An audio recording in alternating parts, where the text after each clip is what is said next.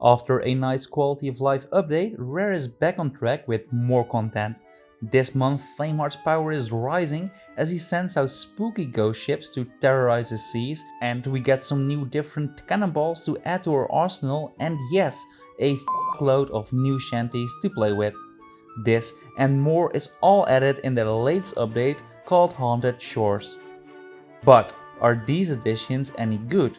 And should we be happy with some of the other additions they have added with this update? Well, let's find out. And I might be a bit later with these type of videos compared to other content creators, but I like to play the update first before I give my opinion. So if you like that, please consider subscribing. It does help out the channel and I would greatly appreciate it. So, most of my subscribers know that I'm a sucker for title screens, and holy shit does this one look amazing. There is so much detail to be seen, and I especially like Flameheart in the corner being the puppet master he is. Mix it with some eerie music and the mood for this update is complete and I love it. So let's waste no time and dive right into the new world event. Flameheart is back, baby, and his influence across the seas escalates as the infamous Spectre is summoning long lost vessels from the Sea of the Damned to his service. At least that's the lore giving explanation. Gameplay wise, we have this jerk transforming islands in his personal merry-go-round. This fleet of ghost ships is a permanent addition to the game and is available in the same way as Fort's and Skeleton Fleet battles. Just look for Flameheart's head in the sky and sail to that location. Upon arriving, the battle begins. Ghost ships will attack with Phantom, Flame Phantom and Wraith cannonballs. Besides looking visually very impressive, they damage and rock your ship on impact. And you also need to deal with the occasionally dropped mines. Defeating these vessels may seem troublesome at first, but in my experience it is actually quite manageable. Each normal ghost ship goes down after 3 cannonball hits anywhere, and after defeating a set amount, some hard to kill formation leaders will appear. Defeating a leader will also defeat all the ships in their formation. Pay attention as they will likely drop a storage crate with planks and cannonballs should you run out. This is actually really handy. You can easily find these loot piles by the ghost swirling around it, which also looks pretty cool. During the battle, Flameheart is constantly taunting you, something I think really adds to the battle. Eventually he will summon his Burning Blade. This flagship stands out with her dark sails with a red heart on it. Defeating this ship will also end the encounter. In my experience, a competent crew of any ship can manage this quite well. Just don't try to tackle this solo and don't crash into them. The wide area the battle takes place also makes it inviting for other crews to join the battle. It's up to you if you let them, but joining an alliance can be advisable since this battle can be quite long. And this may sound obvious to some, but you cannot board ghost ships, making this a pure naval focused experience, which I actually really like. The loot dropped is similar to loot we already knew, but now I'll have this new ghost effect. And even though I like this effect, I wish they were a bit more creative with designing and naming this new loot. The final loot pile does include a ghostly cannonball crate containing new cannonballs that you can use yourself.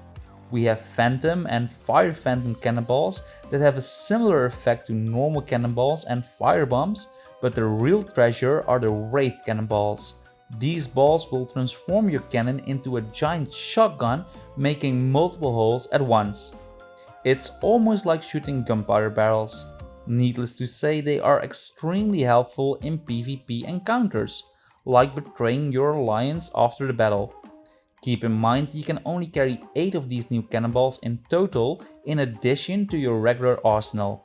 But I hear you thinking, will these new cannonballs damage megalodons like say for example the Shrouded Ghost? No, they don't. Overall, the ships bring some nice variety and lore expansion to the seas, and that's quite nice.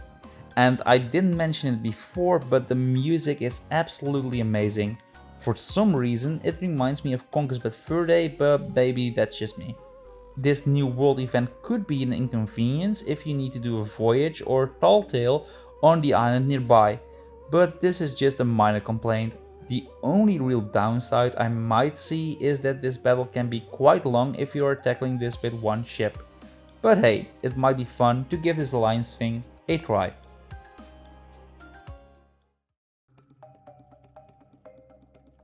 If you prefer to have a smaller Ghost Fleet battle, you can now also buy a new voyage type from the Order of Souls. You do need to be at least level 25, and a higher level will affect the number and difficulty of these ghost ships. Fret not if you haven't reached that level yet, since Duke is giving away some free voyages, but only for this month. The rewards for these voyages are just skulls compared to the more varied rewards the world event gives. The Order of Souls also have new commendations added associated with these new ghost battles, and 2 of them will unlock new cosmetics. These are the Burning Blade sails and the Ghost Captain sails, which you can buy from Duke. After this update, these sails will become available in all shipwright shops. So, if you ever go to the forums of this game, you will see 2 different posts returning. One is people complaining about getting robbed by pirates. Yes, this is true. And the other is people wanting more shanties. And I'm glad to say Rare has listened and we now have PvE servers. But joking aside, these new shanties are great. You can open the new shanty menu when you are holding any type of instrument. We have some new classical editions and some tunes made by Rare which have their logo next to the name of the song. Some are new and others were just not playable before, and one of the shanties can only be played by Pirate Legends and has also been revised to sound even better. And what else can I say about this? We wanted this and Rare delivered. I couldn't be happier with this addition. Some interesting stuff is happening in Emporium. We again don't have a heritage ship, but we can now complete the Blighted ship set. Parts of this ship could be earned in a recent event, but not the complete set. And I don't know how to feel about this. There are obviously people who want their ship sets completed, but can only do so by paying quite some money for it. But you could also say that Rare gave away some pieces in advance to make a full purchase cheaper. So let me know how you guys feel about it. I'm still not sure if I'd like this business decision. The ship itself does look amazing, but I am not yet willing to pay for it. Maybe offer some more ancient skeletons. And I am also disappointed that again we have no heritage ship. I mean, come on Rare, I know you guys have some more IPs laying around. Please make this hippo happy. We also have more pet outfits, like some Bill's Red clothing for the cats and new ghost outfits for all of them. These ghost outfits can only be bought if you are Athena level 20. And some pets seem to be touched by Midas himself, since we have 3 gold cursed pets. They look cool, but personally I like my animals with some more skin on them. And be sure to pick up the Shovel Skills emote since it's free this month. And we also have some new animal dances, which I don't really like, but I do think the squid dance is interesting. I always wanted more animal and enemy variety in the game, so hopefully this is a hint to some future stuff. But, probably not. The Hide and Peek emote bundle is also interesting, and one of them is free, but you have to select the bundle first. They didn't put this in their trailers, so if you didn't know that, you could subscribe to show your appreciation. With this update, Rare is adding a lot of other additions as well, and let's start with the one I'm not that happy about. And that's the new interface for Pirate Chat. It's now mapped in a different way. It replaces your quest reticle. With this addition, Rare is able to add more options to the Pirate Chat, but it really messes with my muscle memory that I built up and relied on for over the past 2 years. This new system also means that if you want to check your map, you need to bring up your inventory reticle first, so be prepared to be annoyed by this when you need to look on your map. which happens a lot. To be fair, it is possible to map your radicals in such a way that it's similar to the old system, but I do want to give this new system a fair shot first. I might prefer it after a few weeks, but at the moment I don't really like it. A radical change I do like is what they have done when a player is handling a cannon. Chain shots, firebombs and blunderbombs now have their own permanent slot in their radical, regardless if players have these items in their inventory. We also have a new regular event called Ashen Expeditions. Each Tuesday, Ashen treasures will be worth a lot more. I think this is great and it gives us a new reason to visit Roar. But pirates beware, because Captain Blubber will be hunting the same waters on those days. Captain Blubber? I haven't heard of him. Something else I do want to mention is that the Fortnite event is not part of their regular events anymore. And a new time-limited event, Shark Hunt, will be starting very soon. Not much is known about the rewards yet, but cooked shark and megalodon meat will be worth more in both gold and rep on those days. They increased the reload speed of the harpoon a bit, which is actually really nice. They also changed the interface of the ledgers, which is okay I guess, and you can now compare your ledger score with your friends. Again, it's okay, but I don't really care about this system if I am honest. Some new achievements have been added. This month it's just 2, but I like the trend that we get more of them with each update. And in the black market we have some new Wild Rose clothing and Inky Kraken equipment added.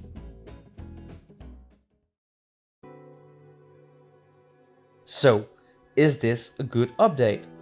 Well, to be honest, I never expected to be battling ghost ships in this game, but boy do I like it. A lot of players, like me, were craving a new world event and Rare gave us something new and interesting. Thanks to great effects, music and Flameheart's presence, the ghost ship battles feel really atmospheric and I really like that. And the Order of Souls now has more variety in their voyages, which is great if you feel tired of bashing the same skellies over and over again, something I can also really relate to. I do hope they keep expanding these voyages type for all factions. For example, I would really like to see a voyage for the Hunter's Call. And the new Shanties are another sign that Rare does listen to their community, even though they are usually 2 years behind with the stuff. Hi.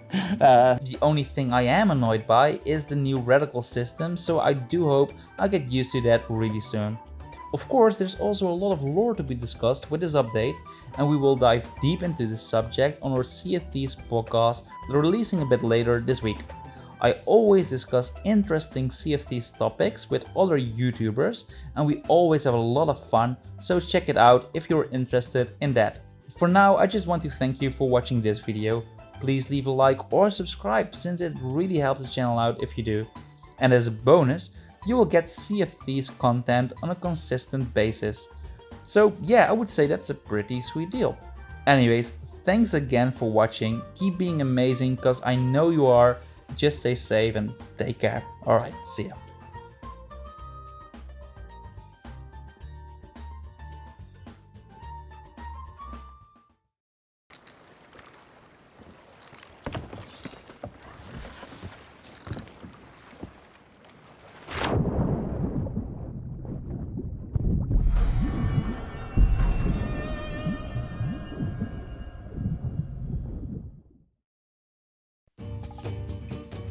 Hey, thanks for watching the entire video.